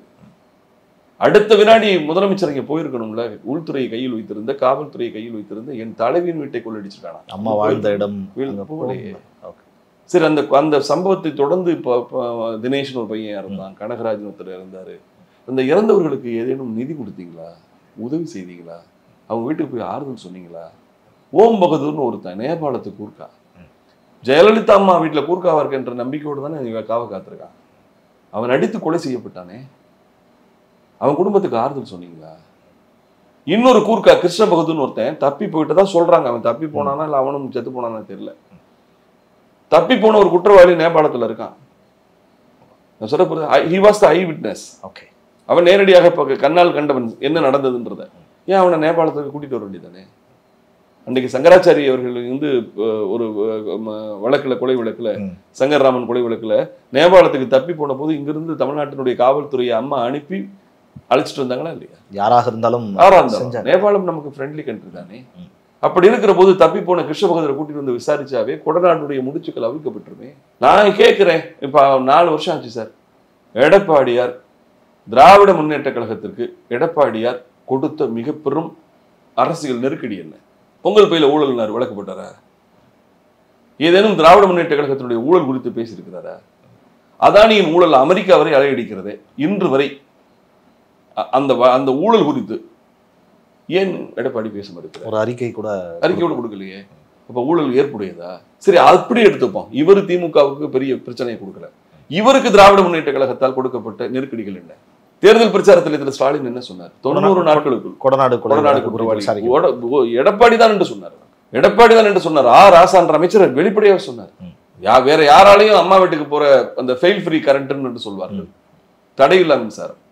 மத்திய வன அமைச்சகம், மத்திய சுற்றுச்சூழல் அமைச்சகம், மத்திய மின்சாரத்துறை, தமிழ்நாட்டினுடைய மின்சாரத்துறை, 4 துறைகள் சேர்ந்து தரப்பட்டிருக்கிற மின் இணைப்பை அம்மாவுடைய கொடநாடு இல்லம் என்பது ஓய்வில் எடுக்கக்கூடிய இடம் இல்லை. அது ஒரு கேம்ப் ஆஃபீஸ், முகாம் ஆஃபீஸ். முதலமைச்சர் அலுவலகம் இங்கே இயங்கியது. அங்கே போற மின்சாரத்தை யார் சார் கொள்ளையடிக்கிறதுக்கு ஏதுவா அமர்த்த முடியும்? கொள்ளையடிப்பதற்கு 48 மணி நேரத்துக்கு முன்னாடி அங்கே போடப்பட்டிருந்த போலீஸ் பாதுகாப்புகளை யார் சார் திரும்ப பெற முடியும்? கோடநாடை பொறுத்தவரை மிக கடுமையான பனி படர்ந்த பிரதேசம். சாயந்தரம் 5 மணிக்கு மேல போக முடியாது. காலையில 7 மணிக்கு கீழே தான், பிறகுதான் கீழே இறங்க முடியும். அப்படி இருக்கிற போது கொள்ளையடித்து விட்டு இரவுல கேரள எல்லைக்குள் போக போகிற போது அந்த குற்றவாளிகள் கைது செய்யப்பட்டிருக்கிறார். காவல்துறையால் தடுத்து நிறுத்தப்பட்டிருக்கிறார். ஆனால் ஒரே ஒரு தொலைபேசியிலே அவர்கள் எல்லாம் அனுப்பப்பட்டார்கள் என்று சொல்லப்படுகிறதே. அப்ப இதையெல்லாம் திராவிட முன்னேற்ற கழகம் அன்றைக்கு பேசியதை இன்றைக்கு ஏன் பேச மறுக்கிறது? விசாரணை மாடங்கள் மாறிக்கொண்டே இருக்கிறது. நீலகிரி மாவட்ட காவல்துறை விசாரிக்கும் என்று சொன்னார்கள். அதற்கு பிறகு சிபிசிஐடி என்று சொன்னார்கள். இப்பொழுது என்ன சொல்றார்கள் என்று சொன்னால் உலகத்தினுடைய போலீஸ்ன்னு சொல்லக்கூடிய இன்டர்போல் தான் விசாரிக்கணுங்கிறாங்க. விசாரணை மாடங்கள் மாறிக்கொண்டே இருக்கிறது. இன்றைக்கு வரை எந்த நடவடிக்கையும் ஏதோ 2 பேருக்குள்ள ஏதோ ஒரு அண்டர்ஸ்டாண்டிங்ல போறாங்கன்னு தோணுதா உங்களுக்கு? இதை நம்ம சாதாரண மக்கள் சொல்றாங்க சார். சாதாரண மக்கள் இன்னைக்கு வரையும் எடப்பாடி வீட்டுக்கு லஞ்ச ஒழிப்புத்துறை போயிருக்கா? நான் கேட்பது ஒன்று சொல்லுங்க. இன்னைக்கு அவர் சொல்றாரு, இவருடைய சம்பந்திக்கு 4800 கோடி ரூபாய் டெண்டர் கொடுத்ததாக ஒரு வழக்கை திராவிட முன்னேற்ற கழகம் போட்டுச்சு. போட்டுட்டு என்ன பண்ணாங்க, உச்சநீதிமன்றத்தில் முறையீடு செய்து இந்த வழக்கை சிபிஐ விசாரிக்க வேண்டும் என்று முறையிட்டார். அதற்கு திமுக சொன்ன காரணம், லஞ்ச ஒழிப்புத்துறை முதலமைச்சர் கையில் இருக்கிறது, குற்றச்சாட்டு முதலமைச்சர் குடும்பத்தின் மீது, முதலமைச்சருடைய சம்பந்தி மீது, எடப்பாடியின் சம்பந்தி மீது. அப்படி இருக்கிற போது தன் மீதான குற்றச்சாட்டை தானே விசாரித்துக் கொள்ள முடியாது. அதனால இந்த வழக்கை சிபிஐக்கு மாற்ற வேண்டும் என்று வழக்கு போட்டது திமுக. சரியா? எதிர்கட்சியாக ஆட்சி மாற்றம் ஏற்பட்டவுடன் திராவிட முன்னேற்ற கழகம் உச்சநீதிமன்றத்திலே ஒரு மறுசீராய்வு கொண்டு கொடுக்கிறது. என்ன சொல்றாங்கன்னா, இப்ப ஆட்சி மாறிடுச்சு, அவர் முதலமைச்சரா இல்லை, அதனால இப்ப நாங்க அந்த வழக்கை நேர்மையா விசாரிக்கிறோம் அப்படின்னு சொன்ன உடனே உச்சநீதிமன்றம் சிபிஐக்கு தான் இதுவா வேலை, பரவாயில்ல நீங்களே விசாரிக்கிற போது ஒன்றும் ஆட்சேபனை இல்லை அப்படின்னு சொல்லி அந்த வழக்கை கையில கொடுத்துட்டாங்க. உச்சநீதிமன்றத்திலிருந்து அந்த வழக்கை திரும்ப பெற்று எத்தனை வருஷமாச்சு? ஆட்சியை முடிய போகுது. ஆட்சி முடியும். இன்றைக்கு வரை ஒரு லஞ்ச ஒழிப்புத்துறை சோதனை நடந்திருக்கா? குறைஞ்சபட்சம் டிஎவிசியாவது போய் ரைடு பண்ணுச்சா? ஆதாரங்கள் நீர்த்து போகாதா? சொல்லுங்க. அப்போ எடப்பாடிக்கும் திராவிட முன்னேற்ற கழகத்தால் எந்த இடையூறும் இல்லை, எடப்பாடியினுடைய தலைமையாலும் திராவிட முன்னேற்ற கழகத்துக்கு எந்த இடையூறும் இல்லை. ஒரு பரஸ்பர ஒப்பந்தத்தோடு போகிற போது இதை மக்கள் பார்க்கிறார்கள். இன்னொன்னு சகோதரர், அதிமுக எதுவரை உயிர் வாழும் தெரியுமா? அதிமுகவின் பிறப்பு நோக்கம் திமுக எதிர்ப்பு. நீங்கள் திமுக எதிர்ப்பை நீங்கள் கைவிட்டு விட்டால் அதிமுகவினுடைய ஆன்மா அடங்கிவிடும். 2 கட்சிகளுக்குமே திமுக அதிமுக எதிர்ப்புல எந்த அளவுக்கு உறுதியாக இருக்கிறார்களோ தெரியாது. ஆனால் அதிமுக என்பது திராவிட முன்னேற்ற கழகத்தினுடைய எதிர்ப்பு என்பதில் மட்டும் எப்பொழுதுமே அதுதான் உயிர் நாடி, அதுதான் உண்மையும் கூட. ஆனால் இன்றைக்கு அது கொஞ்சம் கொஞ்சமாக தழுதுகிறது. எடப்பாடி மீது லஞ்ச ஒழிப்புத்துறை ஒரு வழக்கு போடுகிறது. அவர் தேர்தல் பிரமாணத்தில் தவறான தகவல்களை கொடுத்து விட்டார், வருமானத்தை குறைவாக காட்டி இருக்கிறார் என்று சொல்லிவிடு. நீதிமன்றத்தில் லஞ்ச ஒழிப்புத்துறை இன்றைய திமுக ஆட்சியில போட்டதும் திமுக ஆட்சி தான். திமுக ஆட்சியின் லஞ்ச ஒழிப்புத்துறை நீதிமன்றத்தில் சொல்லுது அது ஒரு பெரிய தவறு இல்லைங்க. ஆனா ஓபிஎஸ் பையனுக்கு இதே வழக்குல மிக பெரும் தவறுங்க, அவர் எல்லாம் தப்பா சொல்லியிருக்காருங்கன்னு சொல்லி அவரை டிஸ்குவாலிஃபை பண்ணதுக்கு தீர்ப்பு வாங்கினாங்க. உண்டா இல்லையா? ஆக ஆளை சொல்லு ரூலை சொல்றேன், நாங்கள் எடப்பாடியை பத்திரப்படுத்துகிறோம் என்பதிலே அவர்கள் குறியா. திமுக ஜெயிப்பதற்கு எடப்பாடி தொடர்ந்து அதிமுகவின் தலைமையில் இருக்கணும். என்ன பொறுத்தவரைக்கும் எடப்பாடி அதிமுகவுக்கு தலைவராக இருக்கணும் திமுக மட்டும் விரும்பல, பல கட்சிகள் விரும்புகிறது. நான் சொல்ல போறதாங்களுக்கு இவர் போல ஒரு ஒரு இயலாமை மனிதர் தலைமையில் இருந்தால்தான் என்னை போன்ற சாதாரண ஸ்டாலின் கலைஞர் அவர்களுக்கு ஒரு பெரிய நிர்வாக புரட்சிகளை செய்தவர் அல்ல. ஆனால் என்னை பொறுத்தவரை அவர் என்ன நினைக்கிறாருன்னா, நமக்கு இவர் இருந்தால் நமக்கு இந்த பாதுகாப்புன்னு அவர் நினைக்கிறார். அதிமுகவை இவர் வழிநடத்தினால் திராவிட முன்னேற்ற கழகத்தை தொடர்ந்து ஆளுங்கட்சியா நம்ம வைக்க முடியும், நமக்கு பெண்ணும் மகனுக்கு பட்டாபிஷேகம் நடத்த முடியும் அப்படின்னு நினைக்கிறார். அதுபோல அதிமுக இடத்திற்கு வர விரும்புகிற சில கட்சிகள், பாரதிய ஜனதா கட்சியா இருக்கலாம், திரு விஜயா இருக்கலாம், யார் இவங்க நினைக்கிறாங்கன்னா எடப்பாடி மாதிரி ஒரு ஆள் இருந்தால் தான் ஒரு 30-40% இருந்து இந்த கட்சியை ஆளு கொஞ்சமாக பிரிச்சுட்டு போகலாம். இப்போ எப்படின்னு கேட்டிங்கன்னா, ஆடு சீக்கு விழுந்துட்டுன்னு வச்சுங்களேன், லேசாக ஆடு தம்பி இந்த கிடை ஒரு மாதிரியாகவே நிற்கிதுப்பா, 4-5 நாள் தாங்காது போலன்னு நினச்சா வீட்டில் உள்ள பேச ஆரம்பிச்சிருவாங்க, எனக்கு சப்பை, உனக்கு தலைக்கறி, உனக்கு போட்டின்னு அறுக்க தயாராகிடுவாங்க. அறுக்க. அதுபோல் அதிமுக என்பது நடிவுற்று உடைந்து பிளவுற்று பலவீனப்பட்டு கிடக்கும் நிலைகள். யார் எந்த அளவுக்கு பிரிச்சுட்டு போகிறது? இளைஞர்களை விஜய் கொண்டு போயிடுவார், பெண்கள் எல்லாம் இனிமேல் அங்கே போயிடுவாங்க. இரட்டை இலை பக்தர்கள் திமுக போக மாட்டாங்க, பிஜேபி போயிடுவாங்க. கொங்கு மண்டலம் அதிமுகவுடைய கோட்டையாக இருந்தது, இப்பொழுது அண்ணாமலை அங்கே வந்து விட்டார், அவர் ஓட்டையை போட்டார், இனிமேல் அங்கே போயிடுவாங்க. ஆக அதிமுகவை பாவம் பிரிக்கிற நிலைக்கு இன்னைக்கு இந்த இயக்கம் கொண்டிருக்காங்க. இதுல எந்த அரசியல் உள்நோக்கம் இல்லாமல் இந்த கட்சிக்கு 20 வருடம் எழுதியவன் பேசியவன் என்ற அடிப்படையில் நான் சொல்கிறேன், எனக்கு எந்த உள்நோக்கமும் இல்லை. நிறைய தகவல்கள் எங்களோடு பகிர்ந்து. நீங்கள் இபிஎஸ் அவர்கள் குறித்து பேசுறதுல வாரிசு அரசியல் அப்படியெல்லாம் நம்ம பேசுவோம். இபிஎஸ் அவர்களுடைய மகனுக்கு ஏதோ சட்டமன்ற தேர்தலில் சீட்டு கொடுக்குறாங்கிற மாதிரியான ஒரு பேச்சு அடிப்படை, அதில் ஏதாவது உண்மை இருக்கு? அதிமுகவுக்கும் திமுகவுக்கும் பெரிய வித்தியாசம் என்னன்னு கேட்டால் அந்த ஆணா மட்டும்தான் வித்தியாசம் அப்படின்னு சொல்லி விமர்சிப்பாங்க. இப்போ அது அதிமுகவுக்கும் திமுகவுக்குமான ஊழல், நிர்வாகத்தில் குளறுபடிகள், இவை எல்லாம் ஏறத்தால் அதிமுக திமுக ஒன்றாவே ஆயிடுச்சு. ஆனாலும் அதிமுகவுக்கும் திமுகவுக்கும் ஒரு பெரிய அடிப்படை வேறுபாடு எங்கே இருக்குன்னு கேட்டால் அந்த வாரிசு அரசியல். திராவிட முன்னேற்ற கழகம் என்பது முடியாட்சியை முன்வைத்து நடத்தப்படுகிற குடியாட்சி பாணி தான். ஒரு டெமோக்ராட்டிக்னு சொல்லுவாங்க, ஆனால் அது ஒரு வம்சாவளிகளுடைய கூடாரம் தான். அது இப்போ கேனரு பையன், ஏவாவேலு பையன், துரைமுருகன் பையன், இப்படி எல்லாம் பொன்முடியோட பையன், அப்படி வந்து அதே மாதிரி ஸ்டாலினோட பையன், அடுத்து அவருடைய பையன். இது அவர்கள் வாரிசு அரசியலை வெளிப்படையாக நாங்கள் ஒரு டாக்டர் பையன் டாக்டரா வரக்கூடாதா, ஒரு வக்கீல் பையன் வக்கீல் வரக்கூடாதா, ஒரு வீட்டில் 4 வக்கீல் இருக்காங்க இன்று வரை நியாயப்படுத்த. ஆமா, நாங்கள் அதனால ஒண்ணு இல்லைங்க, எமக்கு தொழில் கவிதைன்னு பாரதி சொன்ன மாதிரி எமக்கு தொழில் அரசியல் அவங்க தொண்டர்களே இன்பநிதி வரைக்கும் அந்த கட்சியும் ஏற்றுக்கொண்டு இருக்கிறது. என்னை பொறுத்தவரை மக்களும் ஏற்றுக்கொண்டிருக்கிறார்கள்.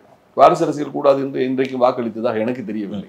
வாரிசு அரசியல் கூடாது என்று மக்கள் மனநிலை அதுவாக இருந்தால் திரு ஸ்டாலின் முதலமைச்சராக இருக்க முடியாது. இப்ப துணை முதலமைச்சராக வர்றாரு, அடுத்து இவரை முதலமைச்சருக்கு முயற்சிப்பாங்க. நான் ஏன் சொல்ல வரேன்னா, வாரிசு அரசியலை வெளிப்படையாக செய்கிறது திமுக. இன்றைக்கு அதிமுக கொஞ்சம் கொஞ்சமாக வாரிசு அரசியலை தொடங்கினார்கள். அம்மாவே கூட வாரிசு அரசியலா செய்யல, தலைமைக்கு வருவது என்பது வேறு, தளத்துல சின்ன சின்ன பதவிகள்ல எம்பி எம்எல்ஏ இருக்கிறது வேற. இப்போ ஜெயக்குமார் பையனுக்கு கொடுத்தாங்க, ஆனால் ஓபிஎஸ் உடைய மகனுக்கு அம்மா வாய்ப்பு கொடுத்தாங்க, வாய்ப்பு கொடுக்கணும்னு பதவிகள்லாம் கொடுத்தாங்க. இன்றைக்கு அதிமுகவில் வாரிசு அரசியல் தொடங்கிவிட்டது. நீங்க சொன்ன மாதிரி எடப்பாடியார், அவருடைய பையன்தான் இன்றைக்கு எடப்பாடியினுடைய அரசியல் பின்னடைவுகளுக்கும் பல வீழ்ச்சிகளுக்கும் அவரும் ஒரு காரணம், அவருடைய மகனும் ஒரு காரணம் என்றே சொல்கிறார். அவர் வியூகம் வகுக்கிறோம்ன்ற பேர்ல தப்பான நபர்களை நான் கேட்கிறேன், கலைஞர் காலத்துல யார் சார் வியூக வகுப்பாளர்? எம்ஜிஆர் காலத்துல யார் சார் ஸ்ட்ராட்டஜிஸ்ட்? நான் கேட்கிறேன், வியூக வகுப்பாளர் என்பது என்ன? திராவிட இயக்கம் என்று சொன்னாலே அறிவும் ஆற்றலும் திறமையும், இந்த மண்ணின் மக்களுடைய மனநிலையை நான் அறியாததையா பிரசாந்த் கிஷோர் பீகார்ல இருந்து சொல்ல போறாரு? உங்களுக்கு தெரியாத வேலூருடைய தட்பவெப்ப நிலையா வெளிமாநிலத்தை சேர்ந்தவருக்கு தெரிய போகிறது? அரசியல் ஞானம் திராவிட இயக்கத்தில் உங்களுக்கு கிடையாதா? சுனில்னு ஒருத்தர் கர்நாடகாலேருந்து வருவாராம், பிரசாந்த் கிஷோர் பீகார்லேருந்து வருவாராம். இது போன்ற இரவல் மூளைகளை வைத்து திராவிட இயக்கத்தை அவமானப்படுத்தி கொண்டிருக்கும் நிலையில் எடப்பாடி அவருடைய மகனை முன்னிறுத்துவதற்கு முயற்சிப்பதாகத்தான் தகவல்கள் வருகிறது. இப்பொழுதும் அவரை சுட்டு அவருடைய மகனை சுட்ட ஆரம்பித்து விட்டார்கள். மீதனை பார்த்தா போதும், ஒரு நேரத்தில் இளங்கோவன், சேலம் இளங்கோவன் தான் நிழல் மையம் என்று சொன்னார். இப்பொழுது அவருடைய மகனை நோக்கி ஆள்கள் நகர ஆரம்பிச்சிருக்காங்க. இது நல்லதில்லை. இதனை அதிமுக இந்த வாரிசு அரசியல் விவகாரம் பொருந்தாது. ஏற்கனவே நிறைய பிரச்சனை. அதிமுகவினுடைய வெற்றிக்கு காரணமே அங்கே சாதாரண மனிதன் கூட யாருடைய முகவரியும் பரிந்துரையும் இல்லாமல், யாருடைய விசிட்டிங் கார்டு இல்லாமல் நான் கட்சியில பெரிய ஆளா வர முடியும்ன்றதான் அதிமுகவினுடைய அடையாளமே. இந்த கட்சியில் தான் வீதி வழி போகிறவன் நாளை கோட்டை கொத்தளத்திலே உட்கார்ந்து நீதி சொல்லும் இடத்திலே அமர்த்தப்படுவதற்கு வாய்ப்புள்ள கட்சி அதிமுக. அதிமுக மட்டும்தான் எளியவர்கள் கையிலே அதிகாரம் கிடைக்கும் செய்து காட்டியிருக்கிறார்கள். ஆமா, இதுவரையும் அதிமுகவுக்கான அடையாளமாக இது இருந்தது. நான் சொன்னது போல வாரிசு அரசியலுக்கு அடையாளமாக திமுக, யார் எந்த எளியவரும் அதிகார உச்சத்திற்கு வர முடியும் என்பதற்கு இலக்கணமாக இருந்த இயக்கம் அதிமுக. இப்பொழுது திமுகவை விட அதிமுக வாரிசு அரசியல் ரொம்ப முன்னேறிட்டு இருக்கு. நிறைய வாரிசுகள் வர ஆரம்பிச்சிட்டாங்க. இது நல்லதுக்கு இல்லை. எடப்பாடியும் என்ன நினைக்கலாம், தனக்கு வயதாயிடுச்சு, பையனை தயார் பண்ணலாம்னு நினைக்கலாம். அவரை பின்னிருந்து இயக்குகிறார். இப்பொழுது இன்னும் கொஞ்சம் கொஞ்சமாக அவர் முகம் காட்ட வைப்பாங்க, முன்னாடி கொண்டு வரக்கும் வாய்ப்பு இருக்கு. அவை மிக பெரும் தோல்விகளையும் மக்களிடம் மிக பெரும் வெறுப்பையும் தான் சந்திக்கும். மக்கள் இருக்கிறாங்கன்றது வேற, தொண்டை அதிக மாட்டான். அதிமுக தொண்டை அதிக மாட்டான். மக்கள் வாரிசு அரசியலை பெருசாக கருதுனதா எனக்கு தெரியல. ஆனால் வாரிசு அரசியல் அதிமுகவில் முன்னெடுக்கப்பட்டால் அது இன்னும் பேரழிவுக்கு காரணமாகிவிடும் என்று நான் நம்புகிறேன். நிறைய தகவல்கள் அம்மா அவர்கள் குறித்து பேச தொடங்கி, அதிமுக குறித்தும் சமகால அரசியல் சூழல் எப்படி இருக்கு தமிழகத்தில் அப்படின்னும் நிறைய தகவல்களை உங்கள் நேரத்தை ஒதுக்கி ஜாம்பவான் நேயர்களுக்காக பகிர்ந்து கொண்டீர்கள். உங்களுக்கு ஜாம்பவான் நேயர்கள் சார்பாகவும் இந்த பிரபாகரன் சார்பாகவும் மனமார்ந்த நன்றி. காலத்திற்கு பிறகு மனந்திறந்து பேசக்கூடிய ஒரு வாய்ப்பை நீங்கள் எனக்கு தந்தமைக்காக மிக்க நன்றி. நான் பெரும்பாலும் ஊடகங்களில் நான் மெயின் ஸ்ட்ரீம் மீடியாவுக்கு போகிறதில்லை. என்ன காரணம்னா, திராவிட முன்னேற்ற கழகத்தோடு களமாடுவது எனக்கு பிடிக்கும். என் பகையாளியோடு மோதுகிறேன் அப்படின்னு சொல்லி, என் போட்டியாளரோடு மோதுகிறேன் எனக்கு பிடிக்கும். ஆனால் இப்பொழுது ஊடகத்திற்கு கூப்பிடுவர்கள் எல்லாம் விவாதத்துக்கு கூப்பிடுவதே உட்கட்சி பங்காளி சண்டையை பறைசாற்றுவதற்கு. வா நீனும் எடப்பாடி தரப்பு மோதிக்க அப்படின்னு சொல்லிட்டு உள்யுத்தம் நடப்பதை திராவிட முன்னேற்ற கழகம் பார்த்து ரசித்துக் கொண்டிருக்கிறது. அதனால தான் நான் பல ஊடகங்களுக்கு விவாதங்களுக்கு நான் போறதில்லை. பெரும்பாலும் அதிமுகவின் பிரச்சனைகளை தொடர்ந்து பேசி ஏதும் பலனற்ற நிலையிலே போகிறதே என்கின்ற விரக்திகளை நான் பேசுவதையே குறைத்துக் கொண்டேன். ஆனாலும் உங்களுடைய அழைப்பும் உங்களுடைய வேண்டுகோளையும் ஏற்று நான் மனந்திறந்து பேசுவதற்கு வாய்ப்பு தந்த உங்களுக்கு எனது நன்றியை தெரிவித்துக் கொள்கிறேன். நன்றி சார், ரொம்ப நன்றி. நன்றி.